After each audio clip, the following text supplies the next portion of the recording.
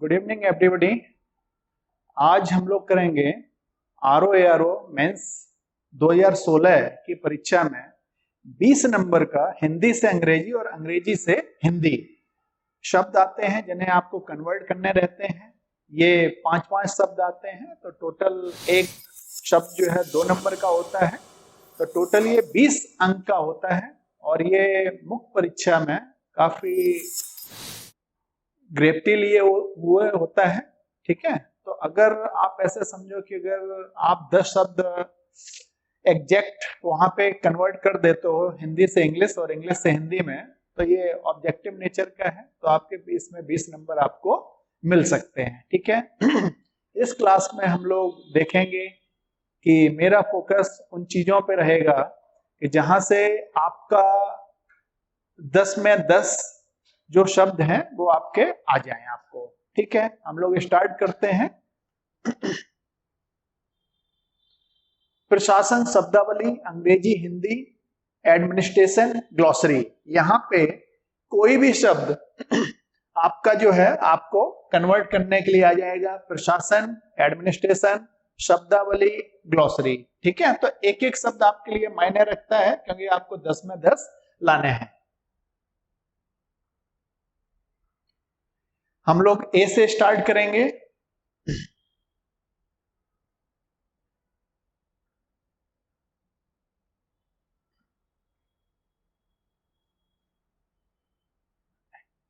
पहला है हमारा एबंडनमेंट, इसे हिंदी में कहते हैं परित्याग। अब आपको दोनों चीजें ध्यान में रखनी है कि आपसे परित्याग भी पूछा जा सकता है तो आपको इंग्लिश में आना चाहिए, और अगर आपसे इंग्लिश में दिया है तो उसे आपको हिंदी में आना चाहिए। ठीक है, तो पहला है अबंडनमेंट, परित्याग।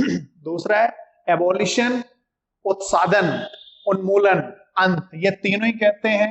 ठीक है, उत्सादन, उन्मूलन, अंत।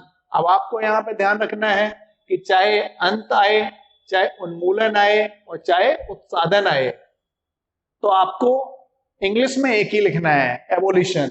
ठीक है, तो जनरली एग्जाम में क्या होता है कि इस पेपर में जो हिंदी टफ होती है, जैसे उन्मूलन तो सबको पता है, अंत सबको पता है, लेकिन उत्सादन जो है थोड़ा सा वैसा लग रहा, तो यहाँ पे आप फोकस करिएगा, जो टफ होएगा उसे आप ध्यान में रखिएगा। ठीक है, फिर एबोरिजिनल, इसे कहते हैं आदिवासी। फिर है आपका एबव पार। एबव पार का मतलब होता है अधिमूल, औसत से ऊंचा। मतलब जैसे मार्केट में कोई वस्तु है 10 रुपए है सामान्य दिनों में, लेकिन अगर किसी त्योहार के आते वो 10 रुपए से ज्यादा हो गई, तो ऐसी कंडीशन में हम अर्थव्यवस्था में कहेंगे एबव पार। ठीक है, उसके बाद में एवरेज, संक्षेप करना, एवरेजमेंट, संक्षेपण और संक्षेप दोनों। उसके बाद में एब्स्ट्रैक्ट, एब्स्ट्रैक्ट मतलब सार, और उसके बाद में एब्स्ट्रैक्ट ऑफ टेंडर, निविदा का सार या टेंडर का सार। अब यहाँ पे ये है कि निविदा क्या होती है। निविदा आपने देखा होगा कि जो पीडब्ल्यू के डिपार्टमेंट रहते हैं, कोई भी सरकारी डिपार्टमेंट, वहां पे जब भी कोई काम सरकार को करवाना रहता है तो वहां पे वो ठेकेदारों से कोटेशन मंगाते हैं कि भाई कोटेशन में क्या रहता है कि ये एक काम है, आप कितने दिनों में, कितने वर्ष में कर दोगे, कितना आप हमसे रुपए लोगे, एक तरीके का लिखित टेंडर रहता है। ठीक है, इसे ही हम लोग निविदा कहते हैं। आगे चलते हैं।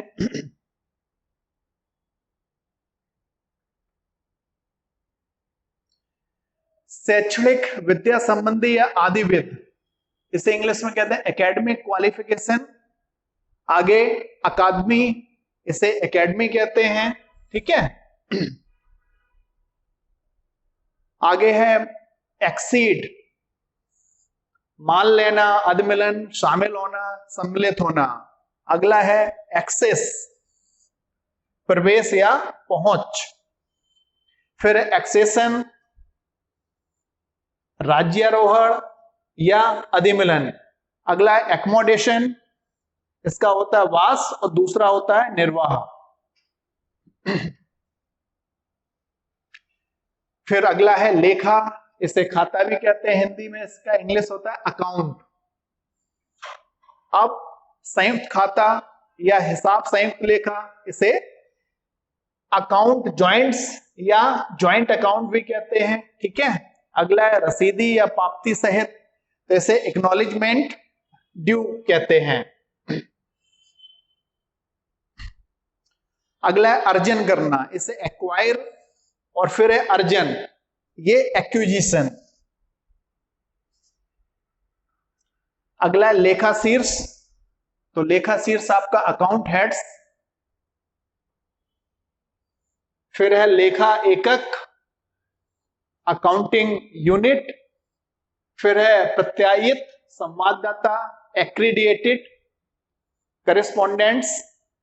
फिर है अभिस्वीकार, एक्नॉलेजमेंट। और प्राप्ति या स्वीकार करना, प्राप्ति सूचना देना, प्राप्ति देना, एक्नॉलेजमेंट, रिसीप्ट, ठीक है। फिर इसके बाद में एक्नॉलेजमेंट आपने बहुत सुना होगा, पावती, प्राप्ति सूचना या अभिस्वीकृति। इसी तरीके के टफ आपको शब्द दिए होते, तो यहीं पे आपको थोड़ा फोकस करना रहता, ठीक है। आप पावती आ जाएगा, आप सोचते रहोगे भाई क्या है पावती, एक्नॉलेजमेंट, ठीक है। अगला कार्य या अधिनियम, आपने संविधान में काफी पढ़ा होगा एक्ट, तो आपका ये एक्ट हो गया। फिर कार्यकारी, पॉलिटी में आपने पढ़ा होगा एक्टिंग चीफ जस्टिस, तो ये यहाँ पे है। इस बार पीसीएस प्रीलिम्स में क्वेश्चन भी इस पे आया है, ठीक है, तो आप लोग परिचित ही होंगे। फिर है कार्यकारी भत्ता, एक्टिंग अलाउंस। फिर है कार्यकलाप, जैसे क्रियाकलाप भी आप लोग कहते हैं, एक्टिविटीज। फिर है अविचार या कदाचार। अब कदाचार तो आपने सुना होगा, पॉलिटी में आप पढ़े होंगे, लेकिन अपचार आपने कम सुना होगा, तो अब इस पे आप फोकस करेंगे, ठीक है। वही अपचार, एक्ट ऑफ मिसकंडक्ट। फिर है वास्तविक आंकड़े, एक्चुअल्स, जैसे आप वैसे आप कहोगे तो रियल डेटा भी आप कह सकते हो, तो यहाँ पे एक्चुअल्स, ठीक है। अगला है रूपांतर, रूपांतरण और अनुकूलन, तो ये होता है एडेप्टेशन, ठीक है। इसके बाद में अनुशेष, संयोजनी और अनुपूरक, ये एडेंडम।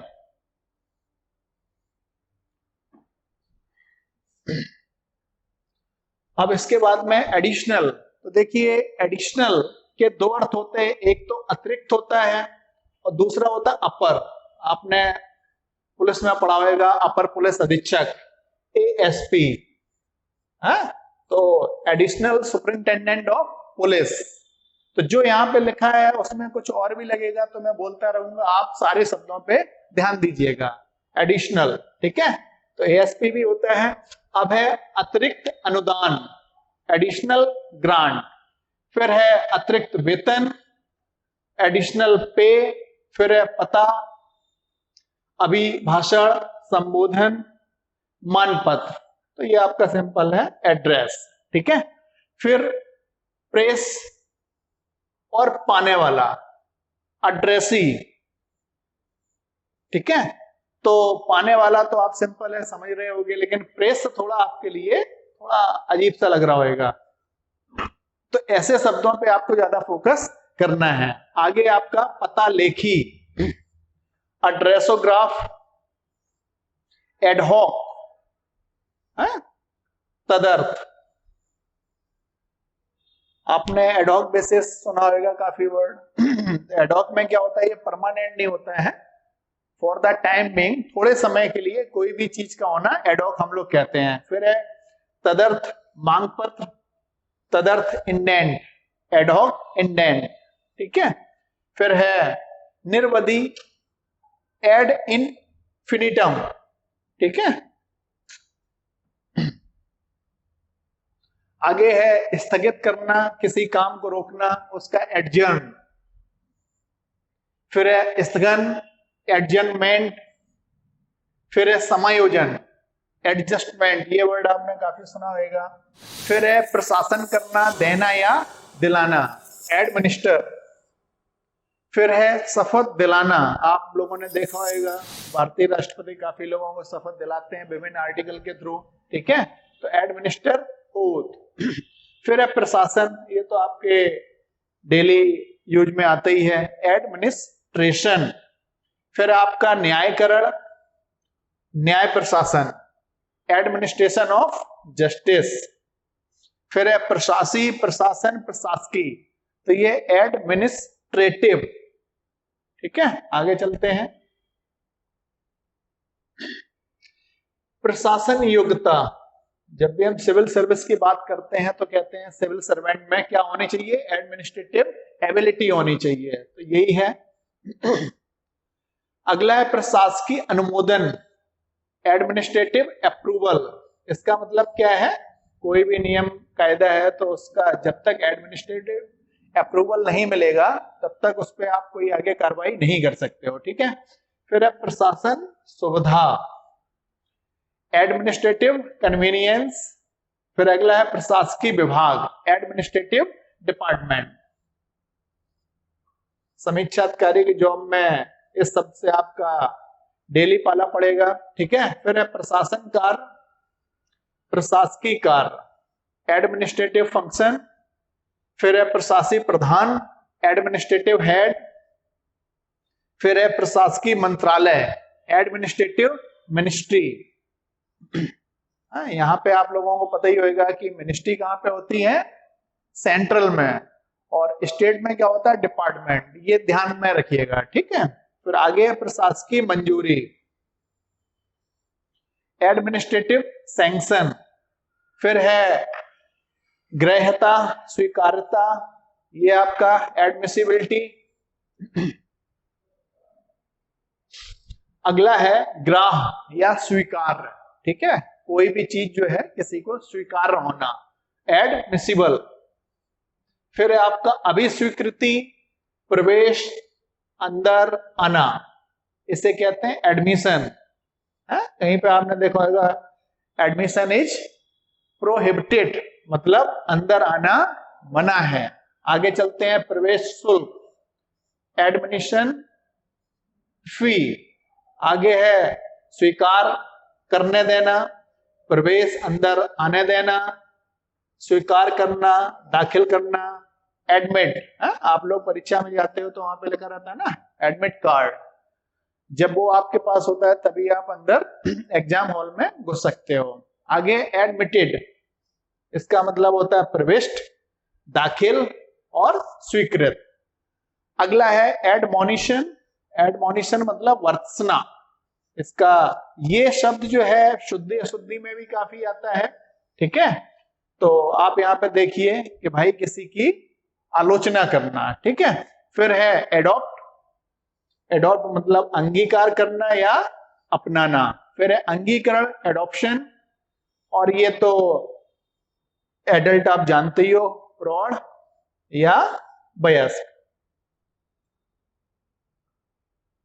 अगला है वयस्क मताधिकार, एडल्ट फ्रेंचाइज। वयस्क मताधिकार के लिए एक दूसरा शब्द भी है, एडल्ट सफरेज। तो दोनों ही आप कोई भी लिख सकते हैं, चाहे ये लिख सकते हो चाहे ये लिख सकते हैं, दोनों ही सही है। ठीक है, फिर यथा मूल, एड वैलोरम। अब देखिए, आप जो भी जीएस में पढ़ते हैं वो कहीं ना कहीं वही प्रशासनिक शब्दावली आपके यहाँ पे आती है, तो इस वजह से परेशान होने की जरूरत नहीं है। इकोनॉमिक्स में आप लोग पढ़ते होंगे एड वैलोरम टैक्स। ठीक है, तो एड वैलोरम टैक्स में क्या होता है, ठीक है, ये एक अर्थव्यवस्था की वही यहाँ पे यथामूल है। ठीक है, अब है अग्रिम, पेशगी, एडवांस। अग्रिम प्रतियां, एडवांस कॉपीज। अग्रिम वेतन वृद्धि, एडवांस इंक्रीमेंट। उन्नति, एडवांसमेंट। अग्रिम अदायगी, अग्रिम भुगतान। ठीक है, जहां कहीं पे भी कोई कठिन शब्द आएगा तो मैं आपको वहां पे समझाते चलूंगा। एडवांस पेमेंट, अभी काम स्टार्ट नहीं हुआ है लेकिन कुछ रुपया किसी को दे दिया गया है कि भविष्य में वो काम आगे करेगा। आगे है प्रतिकूल। ठीक है, एडवर्स, हम लोग कहते हैं ना डेली रूटीन में कि एडवर्स सिचुएशन आ गई। ठीक है, प्रतिकूल, कोरोना चल रहा है तो कोरोना के कारण जो मजदूर हैं, कृषक मजदूर हैं, प्राइवेट सेक्टर के मजदूर हैं, तो उनपे काफी जो है एडवर्स सिचुएशन उनके सामने आ गई कि उनकी रोजी रोटी छिन गई। ठीक है, अब है प्रतिकूल इंद्राज, एडवर्स एंट्री। जैसे सपोज आप किसी जॉब में हो और आप वहां पे सही तरीके से काम नहीं कर रहे हो, तो जो आपका उच्च अधिकारी है वो आपको एडवर्स एंट्री दे सकता। ठीक है, अब है प्रतिपक्षी, एडवर्स पार्टी। अब है प्रतिकूल अभियुक्ति। अभियुक्ति को आप सिंपल जो है कह सकते हैं कि टिप्पणी। एडवर्स रिमार्क्स, तो एडवर्स रिमार्क्स कौन करेगा? आपका जो सीनियर ऑफिसर होएगा वो आपके लिए करेगा। फिर है प्रतिकूल रिपोर्ट, एडवर्स रिपोर्ट। फिर है विज्ञापन देना, विज्ञापित करना, एडवर्टीज। ठीक है, फिर अगला विज्ञापन, इंग्लिश में कहते हैं एडवर्टीजमेंट। फिर है परामर्श, सलाह, सूचना, संज्ञापन, एडवाइस। फिर है संज्ञापन पत्र। अब देखो कितना ये टफ वर्ड है। ठीक है, सलाह पत्र अगर होता तो सिंपल होता, आप लोगों को तुरंत आ जाता, लेकिन संज्ञापन पत्र तो एडवाइस नोट। ठीक है, फिर है वकालत करना, पक्ष समर्थन। पता ही है आपको, हम लोग सिंपली लाइन में कहते हैं ना भाई उनकी एडवोकेसी मत करो, तो ये एडवोकेसी हो गई। इसके बाद में हवाई अड्डा, विमान क्षेत्र है, एरोड्रोम है। फिर है शपथ पत्र, हलफनामा। ये एग्जाम में बहुत शब्द आता है। ठीक है, जनरली हम लोग पढ़ते हैं एफिडेविट, तो बोलने में डा आता है, लेकिन यहाँ पे स्पेलिंग आप देख रहे हो, स्पेलिंग में टी आता है। ठीक है, तो इसका स्पेलिंग AFFIDAVIT। अब आगे है संबद्ध करना, एफिलिएट। ठीक है, आगे एफिलिएशन, संबंधन। ठीक है, आपने देखा होगा कि जो हमारे डिग्री कॉलेज वगैरह हैं वो कहीं ना कहीं एफिलिएट होते हैं यूजीसी से। ठीक है, फिर है अफर्म। अफर्म मतलब पुष्टि करना, प्रतिज्ञान करना, विधि के संदर्भ में इस्तेमाल होता है। फिर है एफर्मेशन, प्रतिज्ञान मतलब पुष्टि कर दी गई। फिर है एफर्मेटिव, स्वीकारात्मक, प्रतिज्ञानिक। फिर है जोड़ना या लगाना, अफिक्स। फिर है वन रोपण। वन रोपण मतलब आप समझ ही रहे हैं, मनुष्यों के द्वारा जमीन के किसी खाली भाग में पौधों को रोपा जाना, इसे हिंदी में वन रोपण कहते हैं। अफोरेस्टेशन। ठीक है, फिर है मताधिकार देना, आ फ्रेंचाइज। फिर है पूर्वोक्त, पहले कहा हुआ। पूर्वोक्त मतलब जो किसी भी बंदे ने पहले जो कहा होगा उसे हम लोग पूर्वोक्त कहते हैं, अफोर सेट। मान चलो तीसरे पेज पे कोई बोल रहा हो, तो अब पहले पेज की बात उसे करनी हो तो वो कहेगा अफोरे सेट। अब चलते हैं मतायु। मतायु मतलब मत देने की आयु। ठीक है, एज फॉर सफरेज। वय सीमा, एज लिमिट। अभिकरण, एजेंसी। तो एजेंसी का हिंदी देखो कितना टफ है, अभिकरण। ठीक है, और इंग्लिश में आपको पता ही है एजेंसी। फिर एजेंडा हमारे डेली रूटीन में इस्तेमाल होता है, भाई क्या एजेंडा है लाइफ का, तो कार्यसूची या कार्यक्रम। फिर है एज ऑफ रिटायरमेंट। जो भी सरकारी जॉब में होता है तो वो आपको पता ही है कि 60 साल में रिटायर हो जाता। कार्य निवृत्ति, सेवानिवृत्ति की उम्र। अब अगला है कुल समाहार पूर्ण योग, हम लोग कहते हैं ना एग्रीगेट। अगला है एग्रीव्ड। एग्रीव्ड मतलब व्यथित, असंतुष्ट। जब कोई बंदा किसी भी प्रणाली से असंतुष्ट होता है तो फिर वो, मान चलो दो बच्चों में लड़ाई हो गई और कोई किसी से दिक्कत महसूस कर रहा तो वो कोर्ट में जाता है, तो वहां पे जो जाता है वो एग्रीव्ड पक्ष होता है, ठीक है, असंतुष्ट पक्ष होता है वो। अगला है आंदोलन। इस शब्द से तो आप अच्छे तरीके से परिचित ही होंगे, ठीक है। एजिटेशन, फिर है एग्रेरियन, भूमि संबंधी, फिर है एग्रेरियन लॉ, भूमि संबंधी कानून, भूमि संबंधी विधि, ठीक है। फिर है एग्रीमेंट, करार, अनुबंध, सहमति, ठीक है। फिर है एग्रीमेंट फॉर्म, अनुबंध पत्र और करारनामा। तो अनुबंध पत्र तो कितना सिंपल है, लेकिन करारनामा थोड़ा सा टफ है, ठीक है। आगे जोत क्षेत्र, एग्रीकल्चर होल्डिंग। जोत क्षेत्र आप लोग समझ ही रहे होंगे कि मतलब कितनी भूमि कृषि कार्य करने के लिए आपके पास में है। फिर है सहायता या मदद, एड बोलते हैं इसे। फिर है सहायता, अनुदान है। तो यहां पे लिखने के दो तरीके हैं, आप एड कॉमा ग्रांट इन, और आप ऐसा भी लिख सकते हो कि ग्रांट इन एड, ठीक है। तो आप किसी भी तरीके से लिखो, दोनों ही सही माना जाएगा। फिर सहायता और सलाह, तो एड एंड एडवाइस। फिर अगला है सहायता प्राप्त, है एडेड, जैसे आप कहते हो भाई ये एडेड स्कूल है, उस संदर्भ में इस्तेमाल होता है। फिर आपका विमान, वस्तु भाड़ा, एयर फ्रेट। फिर अगला आपका निष्ठा, एलिजियंस।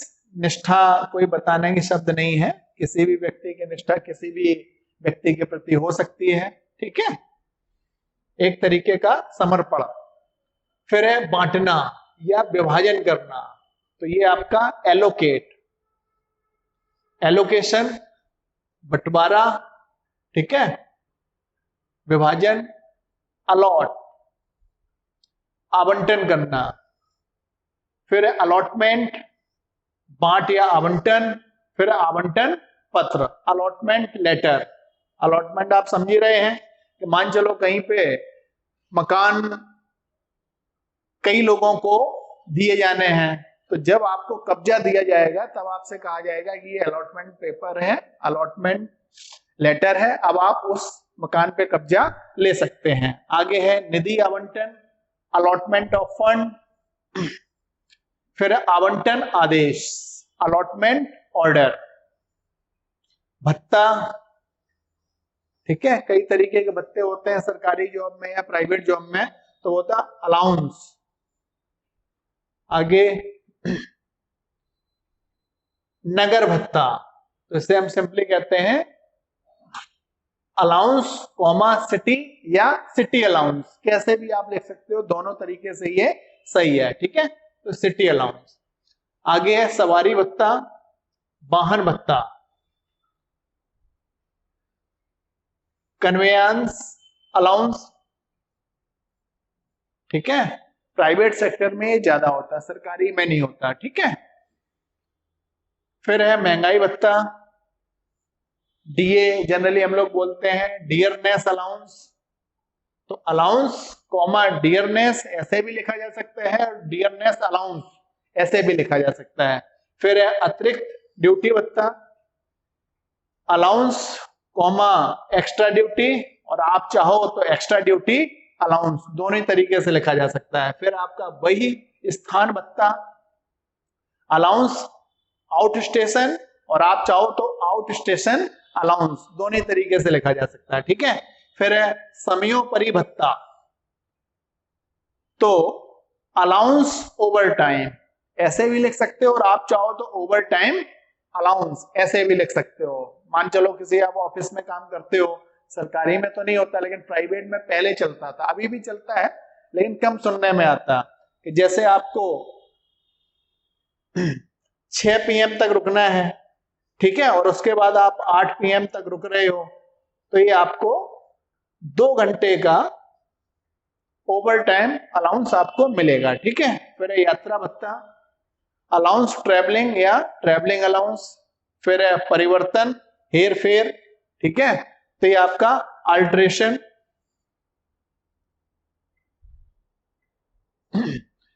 फिर है एकांतर या विकल्प। हम कहते हैं ना लाइफ में कि भाई विकल्प क्या है आपके पास, तो अल्टरनेट क्या है किसी भी चीज का। फिर है विकल्प या वैकल्पिक, ठीक है, अल्टरनेटिव। और फिर हम कहते हैं संदिग्ध। संदिग्ध मतलब एम्बिगुअस। फिर है संशोधन, अमेंडमेंट।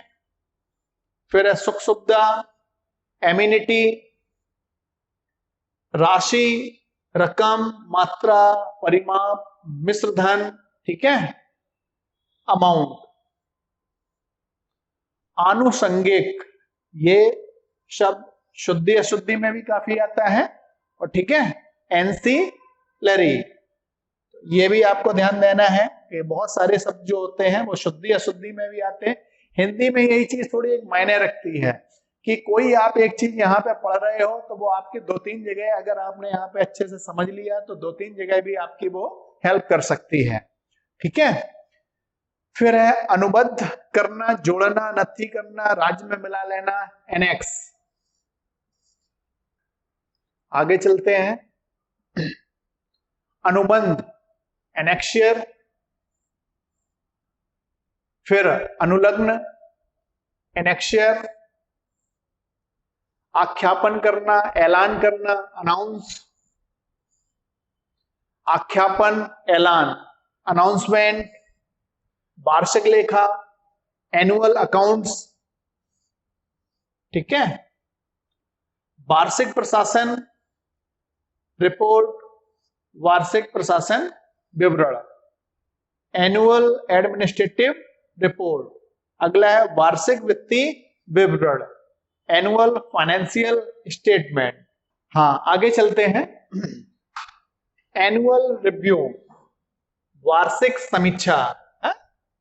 साल भर की जो समीक्षा होती है जैसे एनुअल रिव्यू कहते हैं, वार्षिकी, एन्युटी। बातिल करना या रद्द करना, एनल। पूर्ववृत्त, एंटीसीडेंट्स। एंटीडेटेड चेक, पूर्व तारीखी चेक, पूर्व दिनांकित चेक, ठीक है। फिर है एंटीसिपेटेड एग्री एक्सपेंडिचर, प्रत्याशित व्यय। एंटीसिपेटेड रेवेन्यू, प्रत्याशित राजस्व। प्रत्याशित राजस्व मतलब जो भी आपने पहले कभी सोचा हो कि इस साल में इतना राजस्व आना चाहिए, तो वो एंटीसिपेटेड रेवेन्यू कहलाता है, ठीक है। आगे अपील, अपील करना, नाउन। अपील वर्ब में अगर जाएंगे तो अपील करना, अपील। फिर अपीली अधिकार,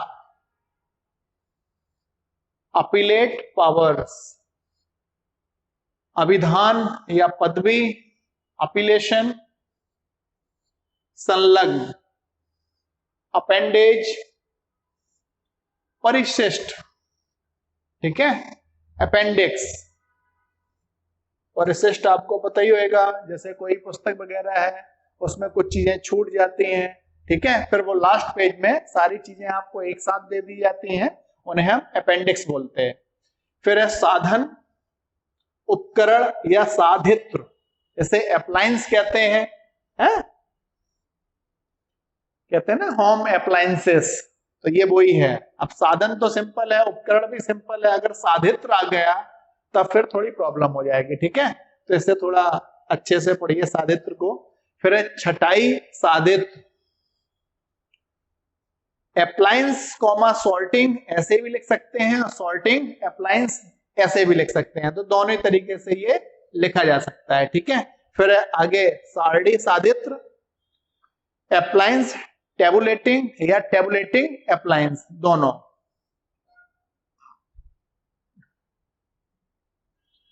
एप्लीकेबल, प्रयोज्य। प्रयोज्य मतलब लागू होना।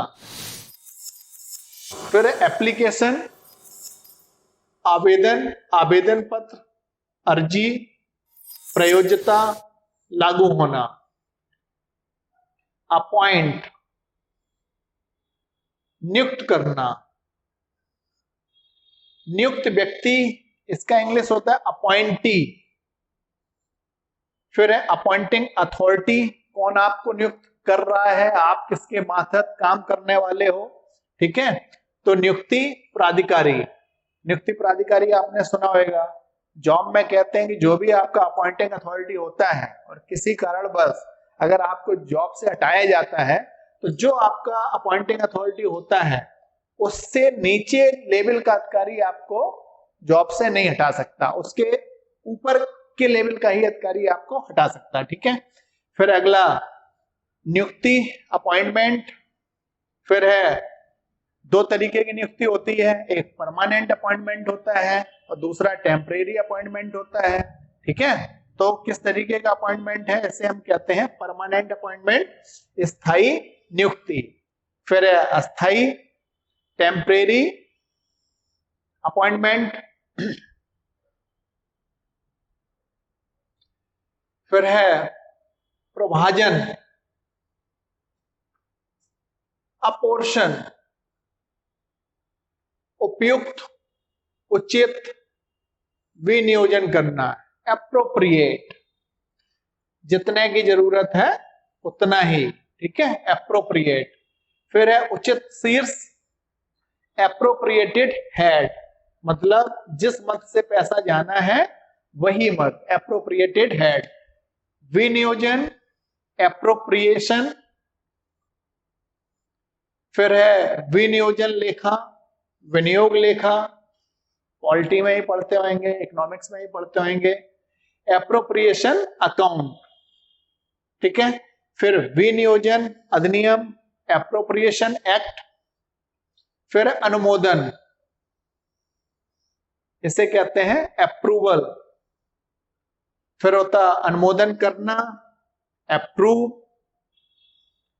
अप्रूव्ड कॉन्ट्रैक्टर, अनुमोदन ठेकेदार या ऐसे अनुमोदित ठेकेदार भी लिखा जा सकता है। अनुमोदित ठेकेदार का मतलब उस ठेकेदार को उस पर्टिकुलर विभाग के द्वारा सर्टिफाइड कर दिया गया हो कि अब आप हमारे साथ काम कर सकते हो, ठीक है। तो ऐसे ठेकेदार को कहते हैं। अगला है मध्यस्थ, आर्बिट्रेशन। सपोज ए और बी के बीच में कोई विवाद हो गया तो वो सी नामक एक व्यक्ति दोनों लोगों को समझाता है, तो उसे हम कहेंगे मध्यस्थ, ठीक है। फिर है मध्यस्थ, तो आर्बिट्रेटर, जो व्यक्ति होएगा वो आर्बिट्रेटर होएगा और जो प्रोसेस होएगी वो आर्बिट्रेशन होएगी, ठीक है। फिर है वास्तुकला, स्थापत्य कला, आर्किटेक्चर। फिर है प्रबंधन, व्यवस्था या विन्यास, अरेंजमेंट। फिर है मिसिल विन्यास। आप यहां पे देखिए, अगर आपके सामने शब्द आ जाए कि मिसिल विन्यास तो समझ में नहीं आएगा जल्दी, भाई मिसिल विन्यास क्या है। लेकिन अब यही शब्द अगर इंग्लिश में आ जाए, अरेंजमेंट ऑफ फाइल, तो तुरंत समझ में आ जाएगा। तो फाइल, किसी भी सरकारी विभाग में बिना फाइल के कोई काम चलता नहीं है, तो उसे हम हिंदी में कहते हैं मिसिल, है। तो अरेंजमेंट ऑफ फाइल, ऐसा नहीं है कि सरकारी विभाग में सारी फाइलें एक तरीके से रख दी जाती हैं। फाइलें बहुत व्यवस्थित तरीके से रखी जाती हैं, जिससे कि फाइल जब भी ढूंढना हो तो वो चुटकियों में फाइल मिल जाए, ठीक है। तो इसी वजह से सरकारी विभागों में अरेंजमेंट ऑफ फाइल्स बहुत जरूरी है। आगे चलते हैं, बकाया, है। तो ये हमारा एरियर्स होता है। फिर है अनुच्छेद, नियम, वस्तु, तो ये आर्टिकल।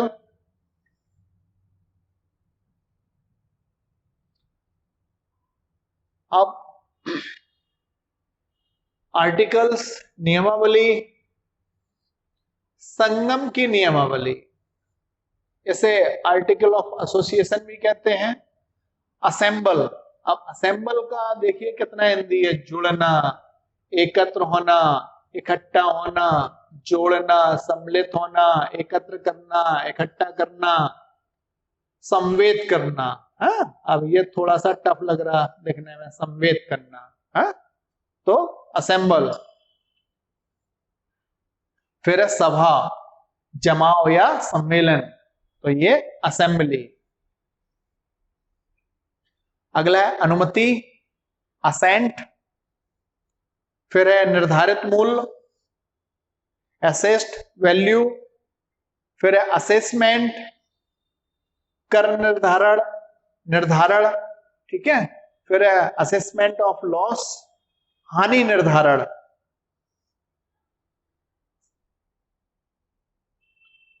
फिर है ये आपने काफी शब्द सुना होगा परिसंपत्ति। तो परिसंपत्ति शब्द तो सिंपल है, समझ में आ रहा है, लेकिन अगर ये वर्ड आ जाए आस्तियां तो थोड़ा सा दिक्कत महसूस होगी। तो एसेट्स, ठीक है, फिर है समनिदेशित करना, सौंपना या नियत करना।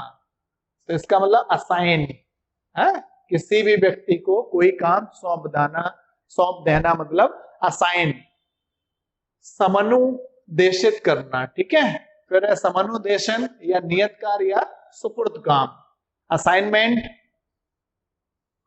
फिर है अज्यूम, ग्रहण करना, कल्पना करना, फिर है अजम्पशन,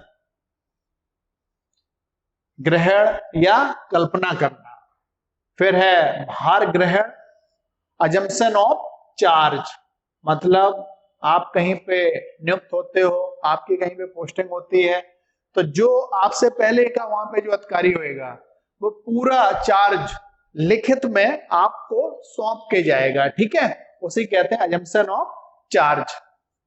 फिर आगे है आश्वासन, बीमा, अश्योरेंस, फिर है आश्वस्त करना, अश्योर, आगे है सममूल्य, एट पार। सममूल्य मतलब अगर आपने सोचा है कि कोई वस्तु हमारी फला दर पे बिकनी चाहिए और उसी दर पे वो बिक रही है, तो आप कहोगे भाई कि मेरी वस्तु एट पार सोल्ड हो गई।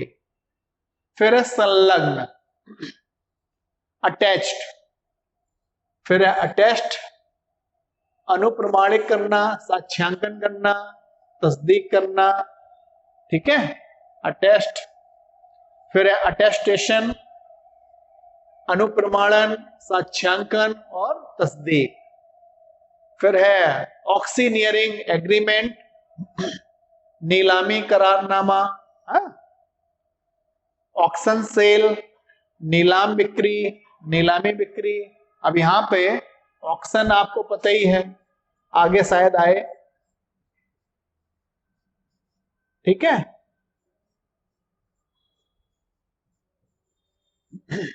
नीलामी, ठीक है, फिर आगे है ऑडिट, लेखा परीक्षा,